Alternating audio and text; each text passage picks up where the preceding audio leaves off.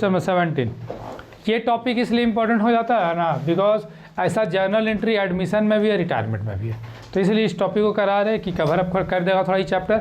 अरे जो change in profit sharing ratio है एडमिशन में जैसे रिवॉल्यूशन अकाउंट बनाते थे सेम यहाँ भी बनता है और वही रूल से बनेगा। पार्टनर्स कैपिटल अकाउंट में ऑलमोस्ट थोड़ा सेम ही है और भी सिंपल भी है। यहाँ पर 2-4 नया बस टॉपिक जैसे गुडविल बांटने के लिए, रिजर्व का एंट्री, प्रॉफिट लॉस का एंट्री, जो कि एडमिशन में लॉन्ग क्वेश्चन में होता था, यहाँ सेपरेट क्वेश्चन में वो सब चीज़ है। और ये वाला क्वेश्चन के थ्रू हम लोग सीखेंगे बिना रिवॉल्यूशन अकाउंट बनाए कैसे प्रॉफिट लॉस निकाला जाता है। और ये चीज़ ध्यान रखना, एडमिशन में भी एग्जाम में आ सकता है, रिटायरमेंट में भी आ सकता है। क्वेश्चन लिखा CD who share profit equally decided to share future profit 3:2, यानी ओल्ड रेशियो इक्वल है, न्यू रेशियो 3:2 है। For the purpose of the assets and liability, कुछ पॉइंट्स दिया हुआ है। पहला पॉइंट बोला building will increase, building increase हो रहा है, तो जनरली बिल्डिंग के एसेट्स, तो एसेट इंक्रीज होने के लिए तुम लोग को एंट्री बताया था।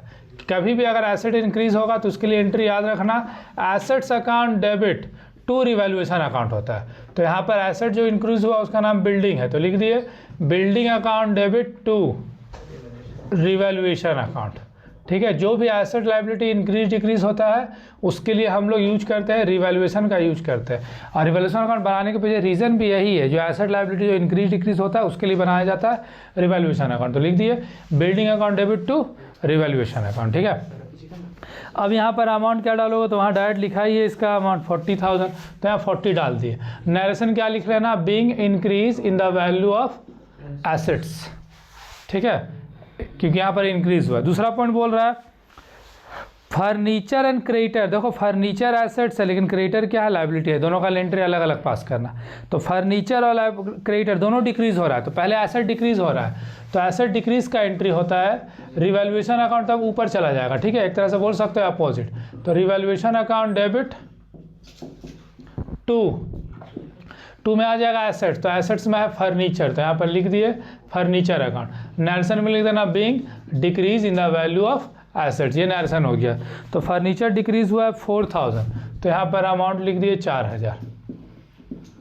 फिर लिख रहा है क्रेडिटर, क्रेडिटर लायबिलिटी है, तो लायबिलिटी भी डिक्रीज हो रहा है, तो लायबिलिटी डिक्रीज का देखो क्या एंट्री होता है। लायबिलिटी डिक्रीज का एंट्री होगा, हमेशा याद रखना लायबिलिटी डिक्रीज होने पर डेबिट होता है, तो लिख देंगे creditors account debit to revaluation account. ये एसेट से थोड़ा अपोजिट है इसका एंट्री, तो लायबिलिटी डिक्रीज हुआ है 2,000 से, तो यहाँ 2,000 लिख दिए। नरेशन हो गया being decrease in the amount of liability, यहाँ पर नरेशन लिख देना। तो पहले क्या करना, एंट्री तुम लोग अच्छे से याद कर लेना, फिर ये सब क्वेश्चन बनाना इजी है, कोई बहुत टफ नहीं, बस एंट्री लिखना। नेक्स्ट अनरिकॉर्डेड लायबिलिटी, तो अनरिकॉर्डेड लायबिलिटी का एंट्री भी लिखा है, तो उसके लिए एंट्री होता था revaluation account debit to unrecorded liability, तो यहाँ पर वही लिख देना सेम रिवैल्यूएशन अकाउंट डेबिट, क्योंकि अनरिकॉर्डेड का मतलब होता है ना कि लायबिलिटी इंक्रीज हुआ है, वो लायबिलिटी पहले से नहीं था लेकिन अब उसे रिकॉर्ड करना है। Revaluation account debit to unrecorded liability account, same being recording unrecorded liability. ठीक है, नरेशन लिख लेना बीइंग रिकॉर्डिंग, या इंक्रीज भी लिख सकते हो, कोई इशू नहीं है। ये 6,000, या नरेशन लिख देना बीइंग रिकॉर्डिंग अनरिकॉर्डेड लायबिलिटी। चलो नेक्स्ट फिर है द बैलेंस ऑफ, देखो आ गया जनरल रिजर्व, कभी कभी ऐसा सेपरेट क्वेश्चन ही पूछ सकता है। The balance of general reserve, तो रिजर्व का एंट्री, तो रिजर्व के लिए एंट्री डायरेक्टली याद रखना, उसके लिए हम लोग एंट्री करते हैं जनरल रिजर्व अकाउंट डेबिट। और 2 में होता है, जब हम लोग चैप्टर पढ़ रहे हैं change in profit sharing ratio, तो ध्यान रखना 2 में तुम लोग बोलना ऑल पार्टनर्स।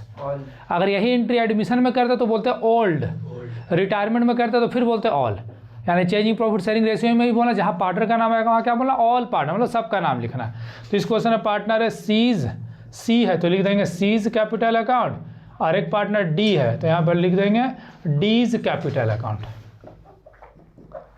और ये रिजर्व दिया हुआ है क्वेश्चन में 40,000 रिजर्व दिया हुआ है, और हमेशा याद रखना रिजर्व को बांटना है ओल्ड रेशियो में बांटा जाता है। ठीक है, तो नरेशन लिख देंगे being the amount of general reserve transfer to partners capital account. अब इसको हम लोग को बांटना है ओल्ड रेशियो में, तो यहाँ पर थोड़ा सा इसका हम वर्किंग नोट कर रहे हैं। ठीक है,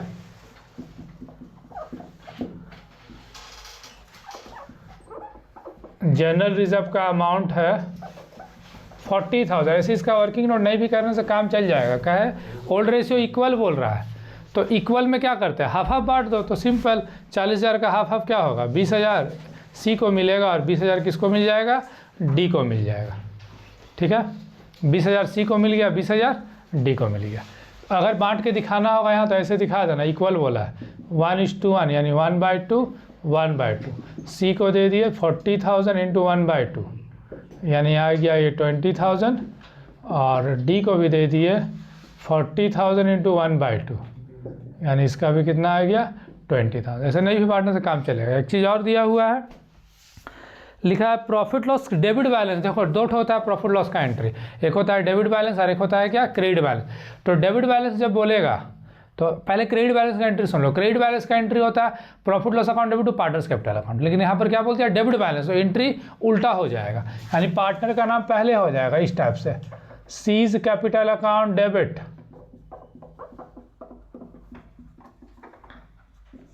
डीज कैपिटल अकाउंट डेबिट जो भी पार्टनर है, to profit and loss account, PL account भी लिख सकते हो। इसका अमाउंट दिया है क्वेश्चन में 20,000, ये भी बटेगा ओल्ड रेशियो में, तो ओल्ड रेशियो में इक्वल, तो इक्वल में क्या आ जाएगा 10,000, डिस्ट्रीब्यूट नहीं भी करने से काम चल जाएगा। तो ये क्वेश्चन में जो जो चीज़ बोला था सबका एंट्री फिलहाल पास कर दिया। देखो यहाँ तक का जो एंट्री पास किया था ना, एसेट लायबिलिटी घटने बढ़ने का ध्यान रखना, ये एंट्री यहाँ भी पढ़ना है, ये एंट्री एडमिशन में ही पढ़ना है, ये एंट्री रिटायरमेंट में ही पढ़ना है, ये एंट्री डेथ में ही पढ़ना है। तो एक बार एंट्री याद कर लोगे तो 4 चैप्टर कवर हो रहा है। बस इस एंट्री में चेंज होता है, एडमिशन बोलता तो लिखते ओल्ड पार्टनर, रिटायरमेंट होता तो वहाँ भी ऑल पार्टनर होता है, यहाँ भी ऑल पार्टनर है, और डेथ में भी ऑल पार्टनर। तो ये माइनर जो डिफरेंसेस ये क्लियर रहेगा, कोई इशू नहीं होगा। अब एक एंट्री एक्स्ट्रा करना पड़ता है जिसके लिए क्वेश्चन में बोला नहीं है, ध्यान से सुनना। जब कभी भी रिवैल्यूएशन से रिलेटेड अगर एक भी एंट्री हुआ, एक भी एंट्री, तो समझ जाना एक एंट्री हम लोग को एक्स्ट्रा में पास करना पड़ता है, जिस एंट्री को बोला जाता है या तो रिवैल्यूएशन अकाउंट में प्रॉफिट होगा या तो रिवैल्यूएशन अकाउंट में लॉस होगा। जब भी रिवैल्यूएशन से रिलेटेड अगर एंट्री पास हुआ है तब कोई भी क्वेश्चन में, चाहे वो एडमिशन हो, रिटायरमेंट हो, डेथ हो या डिसोल्यूशन, ये डेथ हो या change in profession ratio, dissolution तो अलग कॉन्सेप्ट है, कि रिवैल्यूएशन से रिलेटेड अगर एंट्री हुआ है तो समझ जाओ एक एक्स्ट्रा एंट्री हम लोग पास करेंगे, जो कि होगा बताएगा कि रिवैल्यूएशन अकाउंट में प्रॉफिट हुआ या लॉस हुआ है। तो कैसे निकालेंगे, ध्यान से देखो। सबसे पहले तुम लोग क्या करना, लिखना रिवैल्यूएशन अकाउंट डेबिट। डेबिट कितना एंट्री में हुआ है पहले वो लिखना। देखो तो रिवैल्यूएशन अकाउंट डेबिट यहाँ हुआ है 4,000 और एक यहाँ हुआ है 6,000, दोनों ऐड कर देना, ये 4,000 प्लस 6,000, तो देखा जाए तो ये कितना हो गया 10,000 हो गया। फिर लिखना same revaluation credit, revaluation account credit.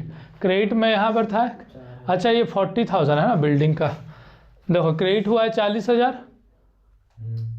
और एक क्रेडिट हुआ है यहाँ पर ना 42,000, तो देखा जाए तो 40,000 प्लस 2,000, तो ये हो गया 42,000। अब यहीं से तुम लोग को ध्यान से देखना है कि आखिरकार प्रॉफिट ऑन रिवैल्यूएशन का एंट्री होगा या लॉस ऑन रिवैल्यूएशन।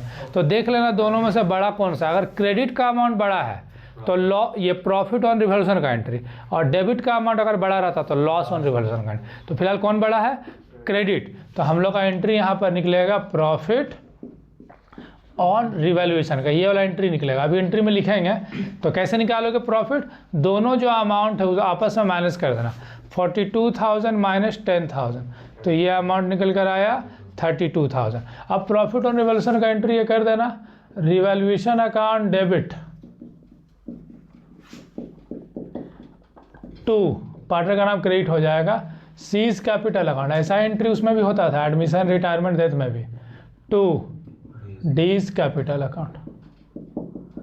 तो प्रॉफिट हुआ 32,000, इक्वल बांटना है, ओल्ड रेशियो में बांटा जाता है, तो ओल्ड रेशियो तो इक्वल है, तो डायरेक्ट भी लिख सकते हो, नहीं भी दिखाया वर्किंग चलेगा, 16,000 चल गया। नरेशन हो गया being profit on revaluation transfer to partners capital account. और यही चीज़ एग्जाम में आ सकता है, रिवैल्यूएशन अकाउंट बना के, याद करो रिवैल्यूएशन अकाउंट बना के डेबिट में कम आता तो निकालते थे, तो एग्जाम में या तो ऐसे आएगा या तो वो वाला। तो इसलिए चैप्टर इंपॉर्टेंट होता है ना, क्योंकि ये लिंक है सब में से, मतलब एक बार अच्छा से पढ़ लोगे दूसरा का भी सब क्लियर होते जाता है।